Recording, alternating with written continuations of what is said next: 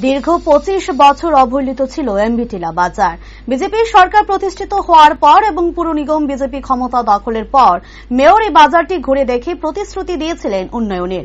কথা অনুযায়ী প্রতিশ্রুতি পালন করা হয়। 1.5 কোটি টাকা ব্যয়ে এমবি-টিলা বাজারটিকে সর্বসুবিধাযুক্ত দ্বিতল বাজারে রূপান্তরিত করার পরিকল্পনা নেই পুর নিগম। চণ্ডী পূজার মাধ্যমে আজ থেকে শুরু হলো এই নির্মাণ কাজে।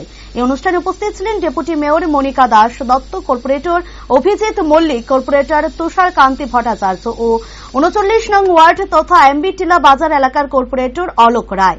সাংবাদিকদের মুখোমুখি হয়ে ডেপুটি মেয়র মনিকা দাস দত্ত জানান, আগরতলা শহরের বড় 10টি বাজারের মধ্যে একটি বাজার হল এমবি-টিলা বাজার।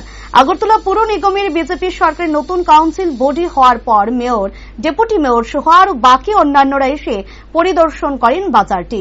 এই বাজারটির বাজার কমিটি এবং এলাকাবাসীর ডিমান্ড ছিল বাজারটি যেন অত্যাধুনিকভাবে সুন্দর করে দেওয়া হয়। ত্রিপুরা রাজ্যের মুখ্যমন্ত্রী প্রফেসর ডক্টর মানিক সাহা এবং মেয়র দীপক মজুমদারের সহযোগিতায় এই এমবি-টিলা বাজারটি আগামী দিন 1.5 কোটি টাকা খরচে 2 তলা বিশিষ্ট বাজার নির্মাণ করা হবে। অত্যাধুনিক পদ্ধতিতে বাজার করা হবে এবং এলাকাবাসীর সুযোগ সুবিধার একটি লক্ষ্য রেখে এই বাজারটি নির্মাণ করা হচ্ছে। মঙ্গলবার রথযাত্রার শুভ দিনে ভিত্তিপ্রস্তর স্থাপন করা হয় বলেও জানান তিনি। আমাদের আগরতলা শহরের বড় 10টি বাজারের মধ্যে যদি আমরা মনে করি যে এমবি-টিলা বাজারও কিন্তু একটি বড় বাজার।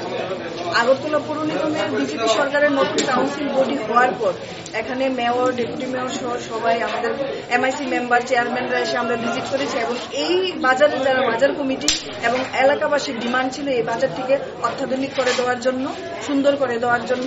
তো আমাদের ত্রিপুরা রাজ্যের মাননীয় মুখ্যমন্ত্রী প্রফেসর ডক্টর মানিক সাহাজি এবং আগরতলা পৌর নিগমের মেয়র সাহেব দীপক মজুমদার মহাশয়ের সহযোগিতায় এই এমবি-টিলা বাজার আগামী দিন 1.5 কোটি টাকা খরচ করে 2 তলা ফাউন্ডেশনের বাজার হতে যাচ্ছে। অত্যাধুনিক পদ্ধতিতে এই বাজার করা হবে এবং এলাকাবাসীর সুযোগ সুবিধার্থের দিকটি লক্ষ্য রেখে এই বাজার নির্মাণ করা হচ্ছে।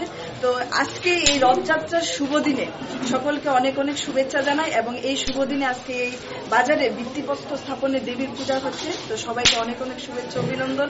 এই বাজার যেন আগামী দিন এই এলাকার মানুষের সুযোগ সুবিধার জন্য একদম সঠিক ব্যবস্থাপনা থাকে এবং মানুষ যে বিগত দিনের যে ডিমান্ড ছিল তা আজ বিজেপি সরকার পূরণ করছে।